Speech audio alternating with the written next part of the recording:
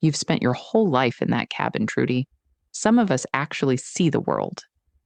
The salt wind carried my sister's voice across the reception tent like it wanted everyone to hear. I took a sip of my champagne. The bubbles tasted expensive, probably the only expensive thing Diane hadn't plastered across her Instagram story yet. I didn't flinch. I didn't respond. 51 years old, and I'd learned that some battles aren't worth the ammunition. If you've ever sat through a family event where someone tried to make you small, hit that subscribe button. You'll want to see what happens next. My name is Trudy Lawson. I'm 51 years old. And up until 30 seconds ago, I was watching my niece exchange vows on a beach in Cape Cod, genuinely happy for the first time in months. Now I'm standing at the edge of a white tent holding a glass I won't finish, while my older sister performs for an audience of cousins who've already chosen their side. They chose it decades ago. The Lawson family had a simple hierarchy. Diane was the one who lived, and I was the one who existed. Growing up in Marblehead, Massachusetts, that distinction meant everything. Diane had the Instagram following 142,000 people who watched her discover wine regions and explore boutique hotels. She had the travel blog that sponsored her flights. She had the photos with captions like "another sunrise," "another adventure" that made our mother forward links to every relative within email distance. I had a cabin in Vermont, flannel shirts, a wood stove I'd rebuilt myself. To them, I was the sister who gave up. Trudy works in consulting, my mother would say when people asked, her voice carrying that particular shade of apology. She travels sometimes, domestically. What she didn't say, what she couldn't say, was that the consulting firm didn't exist. That the domestic travel was a cover story I'd maintained for 23 years, that my passport had stamps from places that didn't appear on any map she could buy at a bookstore. Some clients preferred discretion, and some missions never officially happened. The wedding was beautiful. I'll give Diane that much credit. Her daughter Sophie had chosen well. A small ceremony on a private beach, the kind of venue that cost more per hour than my monthly grocery budget. White chairs sinking slightly into the sand. An arch wrapped in hydrangeas. The groom's family on one side, the Lawson contingent on the other. I sat in the back row. Not by choice, by assignment. We need to keep the front clear for photos, Diane had explained when I'd arrived that morning. Her eyes had flicked to my outfit, a simple navy dress I'd bought specifically for the occasion, and something in her expression tightened. You understand? I understood. I'd understood for 51 years. The reception tent was worse. Diane had organized the seating chart with surgical precision, placing me at a table near the service entrance, sandwiched between a cousin I hadn't seen since 1987 and an empty chair that was supposed to hold someone's +1 who'd canceled. Family photos lined the display table near the entrance. Sophie's childhood, Sophie's graduation, Sophie's engagement shoot in Santorini. There was one photo of me from Sophie's baptism. I was holding her, 23 years old, my hair shorter than Diane liked. My face was half-turned, blurred. Like even then, I was already disappearing. The confrontation started the way these things always do, with an audience. Diane had cornered me near the champagne table, her phone angled just enough that I knew she was recording. Her followers loved authentic family moments, especially ones that made her look generous by comparison. So Trudy, she swirled her glass, her charm bracelet catching the afternoon light. Each charm was a tiny Eiffel Tower, a gondola, a palm tree, souvenirs from trips she'd documented down to the last filtered sunset. Sophie was asking about your gift. I told her you probably couldn't afford the registry, but she insisted on inviting you anyway. Family, right? The cousin beside me, Margaret, I think, laughed. A tight, nervous sound. I sent a check, I said. Same as always. A check. Diane's smile didn't reach her eyes. How practical. I flew in from Bali for this, Red eye. But some of us actually prioritize family. I took another sip of champagne. The bubbles had gone flat. I'm here, Diane. Physically sure. She turned to the small crowd that had gathered, drawn, as always, to the gravity of her voice.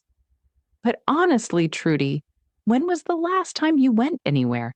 You've spent your whole life in that cabin. Some of us actually see the world. My hand tightened on the glass stem, not from anger, from something older, something I'd buried in a place she couldn't reach.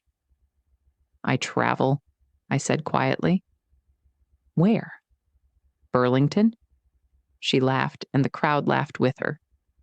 I've been to 37 countries, Trudy. 37! I have stamps from places you couldn't even pronounce.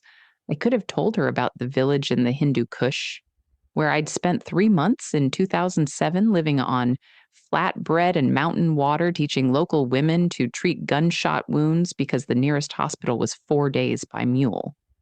I could have told her about the airstrip in Chad where I'd waited 9 hours for extraction. My radio dead, my team scattered, the taste of copper in my mouth from a split lip I'd earned during an ambush.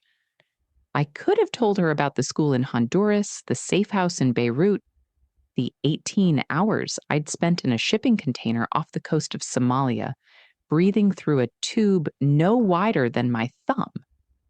But those places didn't have names on unclassified maps, and Diane's followers didn't have the clearance to hear about them. Just consulting, I said. You know how it is? I really don't. She tilted her head, performing concern. It's sad, honestly. You had so much potential. Remember when you used to talk about joining the Peace Corps? What happened to that girl? She died in a basement in Karachi, I didn't say, and someone better took her place. I'm fine, Diane.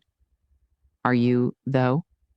She stepped closer, lowering her voice just enough that the microphone on her phone would still catch it. Because from where I'm standing, you look like a woman who gave up, who settled, who never went anywhere interesting. The champagne glass was warm in my hand now. I set it down on a passing server's tray. Interesting is relative. No, honey. Interesting is Machu Picchu. Interesting is the Northern Lights. Interesting is having stories worth telling. She spread her arms, gesturing at the gathered relatives. I have stories. What do you have? A wood stove and a subscription to Netflix? The crowd shifted, some uncomfortable, most entertained. I looked at my sister, really looked at her, and for a moment I felt something close to pity. She had spent her entire life collecting stamps and followers, accumulating evidence of a life well lived, and she had no idea that the most interesting places on Earth were the ones that would never appear on her filtered feed. But that was classified, and I was very good at keeping secrets. You're right, I said softly. I don't have stories worth telling. Diane's smile widened. Victory. What she didn't know, what none of them knew, was that 3 miles offshore, a Coast Guard cutter had just altered course. That somewhere in Washington, a secure line was connecting. That my name had appeared on a screen in a building with no address. They hadn't counted on one thing. Some people don't need to tell their stories, because their stories come to find them. The helicopter appeared over the water at 4:47 p.m. At first, no one noticed. The DJ had started playing something upbeat, and Sophie was doing her first dance with her new husband, and Diane was filming the whole thing from 3 different angles. But I noticed the way it approached low and fast, rotors cutting the salt air with a sound I'd heard 100 times in places without names. I noticed the markings, civilian, technically, but the configuration was wrong for a news chopper or a medical transport. And I noticed the way it banked toward the beach. What the hell? Someone muttered. The music stopped. The guests turned. The helicopter descended onto the sand 50 yards from the reception tent, spraying salt and foam in every direction. Diane's phone nearly flew from her hand. Is this part of the wedding? Margaret asked, clutching her pearls. No, this wasn't part of anything Diane had planned. The rotor slowed, the door opened, and a man stepped out, tall, silver-haired, wearing a suit that cost more than my cabin. I knew him. I knew the scar on his left hand from an extraction in 2003. I knew the slight limp from a bullet that should have killed him in Mogadishu. I knew the way he surveyed a room. Any room, cataloging exits and threats in the space between heartbeats. Director James Mitchell, Central Intelligence Agency. He walked across the sand like he owned it, like he owned everything. His gaze swept the crowd, found me, and then he did something that made every cousin, every aunt, every Instagram follower watching through Diane's frozen screen stop breathing. He bowed, not a nod, not a handshake, a bow. Ms. Lawson. His voice carried the quiet authority of a man who had sent people to their deaths and signed letters to their families. I apologize for the interruption, but I'm afraid we have a matter that requires your immediate attention. Diane's champagne glass slipped from her fingers. It shattered on the wooden platform beneath the tent, and no one moved to clean it up. The silence that followed was absolute. Not the comfortable silence of a pause between songs, the kind of silence that falls when reality shifts beneath your feet, and no one knows which way to lean. Director Mitchell stood in the sand, salt wind pressing his suit jacket against his frame, waiting. Behind him, the helicopter's rotors had slowed to a lazy rotation, but the pilot hadn't cut the engine. They weren't planning to stay long. I'm sorry, Diane said, her voice cracking through the quiet like ice breaking. Who are you? Mitchell didn't look at her. His eyes remained fixed on me, steady, assessing, and I recognized the expression. I'd seen it in briefing rooms and extraction points and the back seats of vehicles with no license plates. It was the look of a man who needed an asset. Ms. Lawson. He said my name again, and this time there was something beneath the formality, something that sounded almost like respect. If you have a moment. I set down my empty champagne glass on the nearest table. Of course. Wait. Diane stepped forward, her phone still clutched in her hand like a weapon she'd forgotten how to use. Wait, you can't just... This is my daughter's wedding. You can't just land a helicopter and she gestured wildly. Who do you think you are? Mitchell's gaze finally shifted to her. It lasted 2 seconds, maybe 3. In that time, I watched my sister shrink. Not physically. Diane was still standing straight, still wearing her designer dress and her charm bracelet and her indignation like armor. But something in her posture changed. Some fundamental certainty about her place in the world quietly collapsed. Ma'am, Mitchell said, and the word carried no warmth. I think you'll find that question answers itself shortly. He turned back to me. There's been a development. The village, you know the one. I knew the one. Ooh. I knew it the way you know a scar on your own body, the way you know the sound of your mother's voice or the weight of a weapon in your hands. The school, I said quietly. The school. Mitchell nodded. It's been 15 years. They've made improvements, expanded. They're dedicating the new wing tomorrow morning. He paused. They've asked for you by name. My throat tightened. 15 years. 15 years since I'd crawled through that valley with a broken radio and a team that was down to 3. 15 years since I'd held a girl named Amira while her mother bled out from shrapnel wounds I couldn't treat fast enough. 15 years since I'd promised a village elder that if they helped us reach the extraction point, I would make sure his people weren't forgotten. I'd kept that promise. But I'd never gone back. The ambassador requests your presence at the dedication, Mitchell continued personally. The flight leaves from Andrews at 600. Behind me, I heard my mother's voice, thin, confused. Trudy, what is he talking about? What school? I didn't answer. Mitchell reached into his jacket pocket and withdrew a small leather case. He opened it, and inside was a medal I'd never seen in person. The Intelligence Star, awarded for voluntary acts of courage performed under hazardous conditions. The kind of medal they give you in a closed room with no cameras, no press release, no record that the ceremony ever happened, the kind of medal my family didn't know existed. This was presented in your absence, Mitchell said. 2008. The director felt it was time you received it properly. He held it out to me. I didn't take it. Not yet. The village, I said. The school. What did they name it? Mitchell's expression softened. Just a fraction. Just enough for me to see the man beneath the title. The Lawson Academy for Girls, he said. Amira's daughter enrolled last fall. She wants to be a doctor. If you've ever been underestimated by people who don't know the real story, hit that like button and subscribe. The sound that came from Diane's direction was not quite a gasp. It was smaller than that, more private.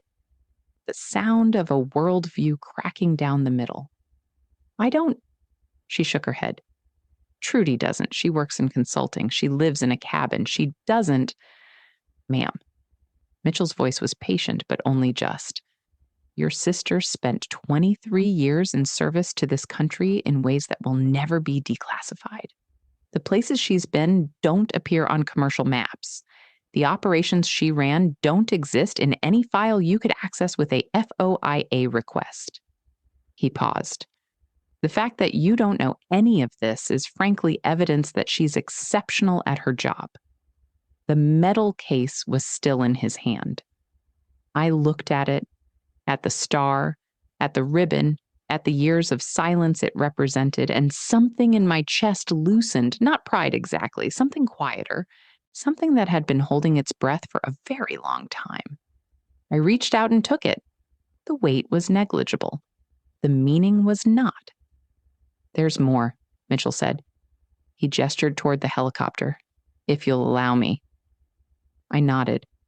He turned and walked back across the sand, and I followed, aware of every eye on my back, aware of the silence that had swallowed the reception hole. Behind me, I heard footsteps. Diane's heels sinking into the beach as she tried to keep up. Trudy, wait. I didn't wait. At the helicopter, Mitchell paused and spoke to someone inside. A moment later, a second figure emerged. She was young, maybe 25, with dark hair pulled back and eyes that held a steadiness beyond her years. She wore civilian clothes, but the way she moved told me everything I needed to know about her training. She was carrying a photograph. Ms. Lawson. Her voice was soft, accented, familiar in a way that made my chest ache. My name is Sarah Naziri.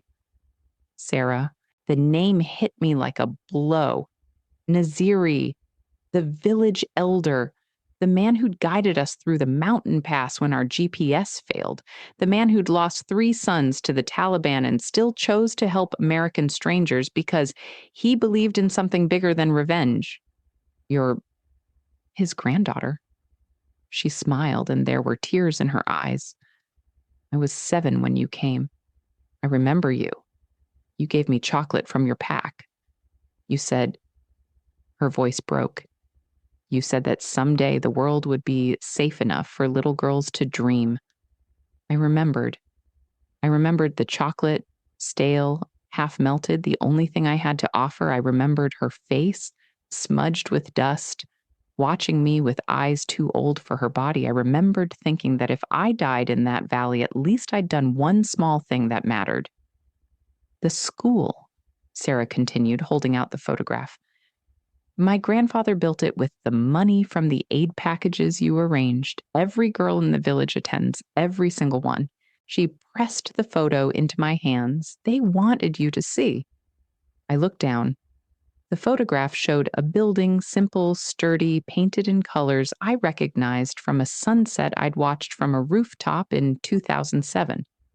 A sign above the door read, "The Lawson Academy," in English and Pashto, and standing in front, arranged in careful rows, were dozens of girls in uniforms, smiling, safe, alive.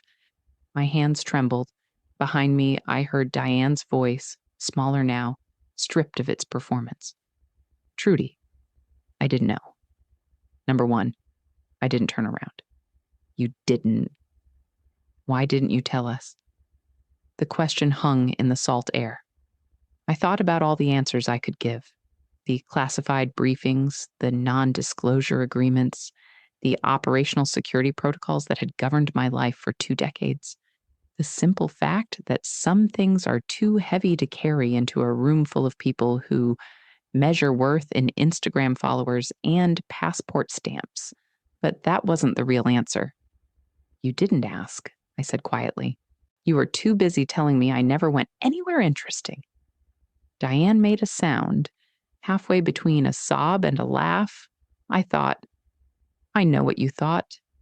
I turned, finally, and looked at my sister, at the mascara beginning to run, at the phone hanging forgotten at her side, at the woman who had spent 53 years believing she was the one who lived, only to discover that living isn't the same as surviving. "You thought silence meant I had nothing to say." Mitchell cleared his throat. "Miss Lawson, the ambassador is waiting." I nodded, turned back to Sarah, who was still watching me with those steady, grateful eyes. "Tell the village," I said. "Tell them I'm coming." She smiled. "They already know." The helicopter's rotors began to spin faster. Mitchell gestured toward the open door. "Ma'am, whenever you're ready."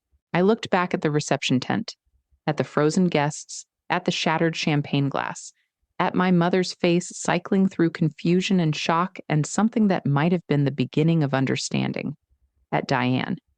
My sister stood alone on the sand, her charm bracelet catching the fading light. The Eiffel Tower, the gondola, the palm tree, 37 countries reduced to trinkets on her wrist. I could have said something, could have offered some kind of closure, some explanation that would make the last 51 years make sense. But some things don't need explanation. They just need witness. I climbed into the helicopter. Mitchell followed, pulling the door shut behind him. Through the window, I watched Diane grow smaller, watched the whole reception shrink to a white speck against the gray Atlantic. "Ma'am," Mitchell said as we lifted off, "I should inform you there will be press at the dedication. Foreign press, mostly. The ambassador has prepared remarks, but the villagers have requested that you speak as well." I looked at the metal case in my lap, at the photograph of girls who would never know how close they came to losing everything. What do they want me to say? Mitchell was quiet for a moment. When he spoke, his voice had lost its professional edge. "Whatever you want, Ms. Lawson." He looked out the window at the coastline disappearing beneath us. "You've earned the right to speak." Below, the wedding continued without me. Above, the sun was beginning its descent toward the horizon, painting the clouds in colors that no filter could capture, no stamp could commemorate, no follower could ever truly see. I leaned back in my seat and closed my eyes. Tomorrow, I would stand in a village that had named a school after a woman they'd known for 3 months and remembered for 15 years. Tomorrow, I would speak words that would never appear on any social media feed to an audience that had never doubted my worth. Tomorrow, but tonight, for the first time in decades, I let myself remember the mountains, the valley, the girl with the chocolate, and the promise I'd made to a dying man about his granddaughters. They'll dream, I'd told him. I swear to you, they'll dream. The village looked different in daylight. 15 years ago, I'd only seen it at night, through thermal imaging, through the green glow of night vision goggles, through the narrow windows of a safe house where we'd waited for extraction that was 12 hours late.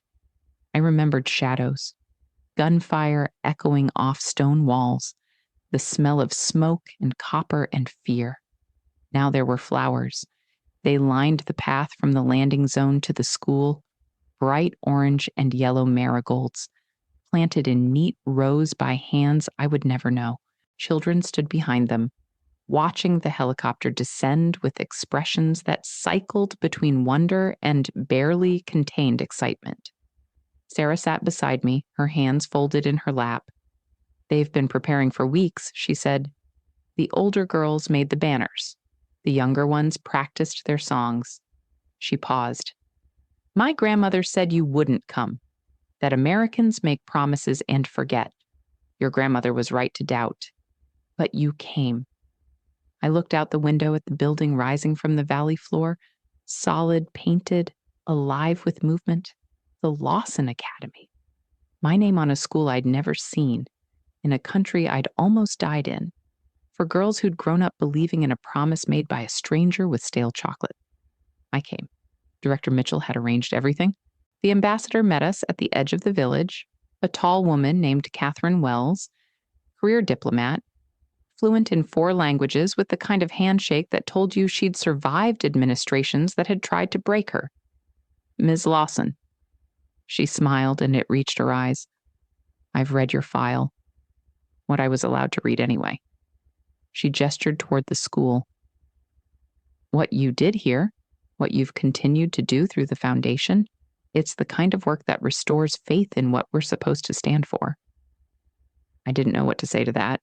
I'd never been good at accepting credit for things that felt like obligation. "The village elder is waiting," Wells continued.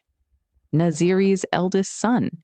He'd like to speak with you before the ceremony. Privately, his name was Hamid. He had his father's eyes, dark, steady, carrying the weight of generations who had learned to measure strangers by what they did, not what they said. We sat in a small room adjacent to the school. Tea steamed between us. Through the window, I could hear children laughing. "My father spoke of you often," Hamid said. "In the years before he died, he said you were different from the others. I wasn't different. I was just there." "No." He shook his head slowly. "The others came with weapons, with promises written on paper that dissolved in the rain. You came with—" He paused, searching for the word. "Conviction." "My father saw it," he said. "This one will remember." I thought about all the people I hadn't remembered, the missions that blurred together, the faces that faded, the names I'd forgotten because forgetting was easier than carrying them. But I'd carried this village. I'd carried Amira's daughter, Naziri's grandchildren, the girl with the chocolate. "I made a promise," I said, "and you kept it." Hamid reached across the table and placed something in my hands, small, worn, familiar. A compass. My compass. I'd given it to Naziri the night we left, a gesture that meant nothing and everything. "Find your way," I'd told him. "Find your way to something better." "He wanted you to have it back," Hamid said. "He said you might need it, for whatever comes next." I closed my fingers around the brass casing. It was warm from his hands, from 15 years of being held by people who'd believed in what it represented. "Thank you." Hamid nodded. Then he stood. "Come. The children are waiting." The dedication ceremony was simple. No podiums, no teleprompters, just a ribbon stretched across the doorway of the new wing, and a crowd of villagers who had gathered to witness something they'd helped build. Ambassador Wells spoke first. Diplomatic words about partnership and progress and the enduring bond between nations. The foreign press captured every moment, cameras clicking, correspondents murmuring into microphones. Then it was my turn. I stood before them, before the girls in their uniforms, before the mothers who had walked miles to be present, before the men who still remembered the sound of helicopters that had once meant danger and now meant something else. I thought about what Mitchell had said. Whatever you want, Miss Lawson. You've earned the right to speak. But earning the right wasn't the same as knowing what to say. I looked at Sarah, standing near the front with tears already forming, at Hamid, his father's eyes watching, at the building behind me painted in sunset colors, carrying my name. 15 years ago, I began. I made a promise to a man I barely knew. I told him that his granddaughters would dream, that someday the world would be safe enough for little girls to believe in something bigger than survival. The crowd was silent. I didn't know if I could keep that promise. I didn't know if I would survive long enough to try, but I made it anyway. Because that's what you do when you're standing in the dark and someone asks you to believe in the light. My voice caught. I let it. This school isn't mine. It never was. It belongs to the mothers who walked through mountains to register their daughters, to the fathers who chose education over tradition, to the girls who sit in these classrooms every day and decide to become doctors and teachers and leaders. I looked at the photograph Sarah had given me, the one I'd carried in my pocket since Cape Cod. I spent 23 years in places without names, doing things that will never be written down. And for most of that time, I thought silence was the price of service. That being forgotten was the same as being valuable. I paused. I was wrong. The girls in the front row were watching me with expressions I recognized: hope, uncertainty, the fierce determination of young women who had already learned that the world would try to make them small. You are not forgotten, I said directly to them. You have never been forgotten. And every time you open a book, every time you ask a question, every time you refuse to let anyone tell you what you cannot become, you prove that the promise was worth keeping. I stepped back. The applause was not loud. It was not the performance of a crowd seeking attention. It was the sound of people witnessing. Afterward, there were photographs. The press wanted angles. The ambassador wanted handshakes. The village wanted something simpler, proof that the woman in the stories was real, was here, was flesh and blood, and tears running freely down her weathered face. I posed with the girls, with Hamid, with Sarah, who held my hand like she was afraid I might disappear again. Will you come back? She asked. I'll try. That's not an answer. I looked at her, at the steadiness in her eyes, so like her grandfather's, and I understood that she had learned to distrust promises from strangers. I will come back, I said, not because I have to, because I want to. She nodded slowly. Then I believe you. The flight home was quiet. Mitchell sat across from me, reviewing documents that I couldn't read and didn't want to. The metal case rested in my lap next to the compass, next to the photograph. Ms. Lawson. I looked up. The agency is putting together a retrospective 40 years of humanitarian operations. The director wants to include your work, classified portions redacted, obviously, but the framework. He paused. There would be a reception. Former colleagues, some of the people you've helped over the years. A reception, recognition, public within limits. He closed his folder. You've spent decades being invisible. I'm asking if you'd be willing to be seen. I thought about Diane, about her 37 countries, about her charm bracelet and her followers, and her desperate need to document every moment of a life that had never asked her to sacrifice anything. I thought about the village, the school, the girls, about Amira's daughter who wanted to be a doctor. Seen by who? Mitchell almost smiled. By the people who matter. 3 weeks later, I stood in my cabin in Vermont, watching snow fall through the window. The medal was mounted on my wall, not prominently, but visible. The compass sat on my desk. The photograph was framed beside my bed. My phone buzzed.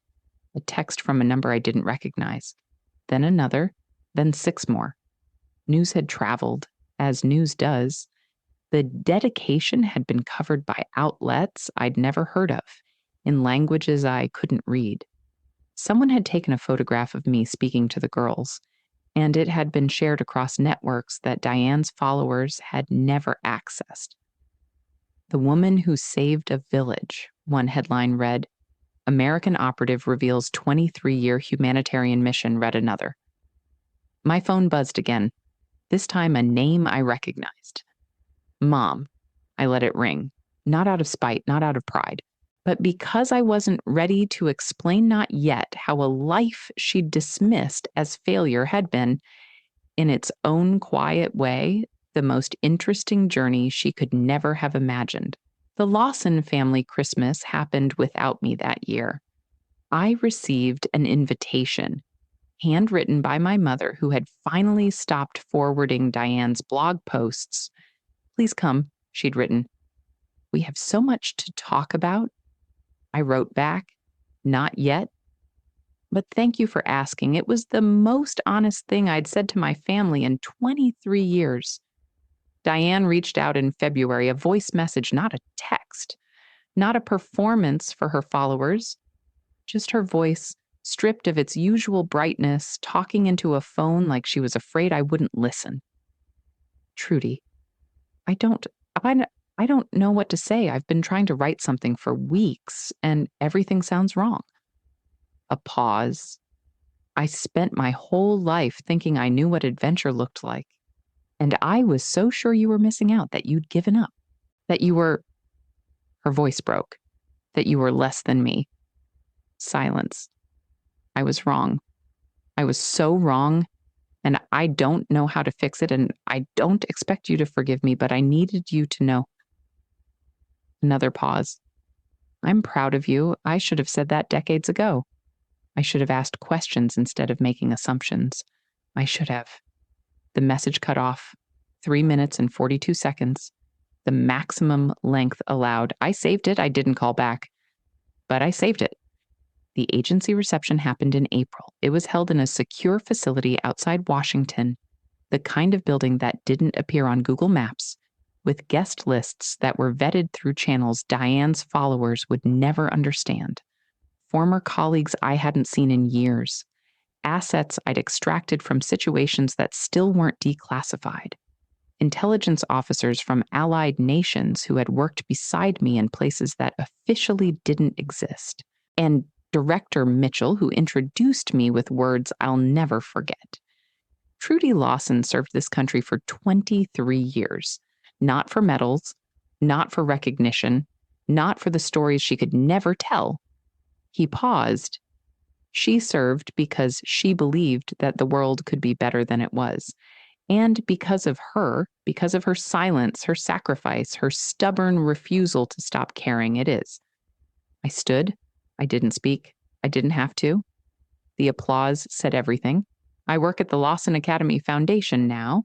No titles, no plaques, just Trudy, reviewing grant applications and coordinating with NGOs and making sure that the school in the Valley has everything it needs to keep growing. Sarah calls once a month. Hamid sends photographs of the students. My mother visits the cabin sometimes. We drink tea. We don't talk about the past, not directly, but we talk around it, and that's enough. Diane unfollowed me on Instagram, not out of anger, because she finally understood that some lives don't fit in a feed. Last week, a package arrived. Inside was a drawing, crayon on construction paper, the kind of art that children make when they're too young to know that their work matters. It showed a woman standing in front of a building. The woman had brown hair and a simple dress. The building had orange and yellow flowers along its path. At the bottom, in careful letters, someone had written, "Thank you, Miss Trudy, for helping us dream." I hung it next to the medal. Silence, I learned, is not the absence of stories. It's the weight of stories too important to be spoken carelessly. The discipline of carrying truths that would shatter in the wrong hands. The strength of knowing who you are when no one else is watching. My sister traveled to 37 countries. She has stamps from places she photographed and forgot. I traveled to places without names. I have scars from moments that will never be documented. And I have a school full of girls who will change the world in ways that no Instagram filter could ever capture. She had the passport stamps. I had the promise, and the promise was enough. If you enjoyed this story about quiet service winning over loud validation, hit that like button and let me know what you think in the comments. And if you haven't subscribed yet, make sure to subscribe and ring that notification bell for more stories just like this one. Thanks for watching.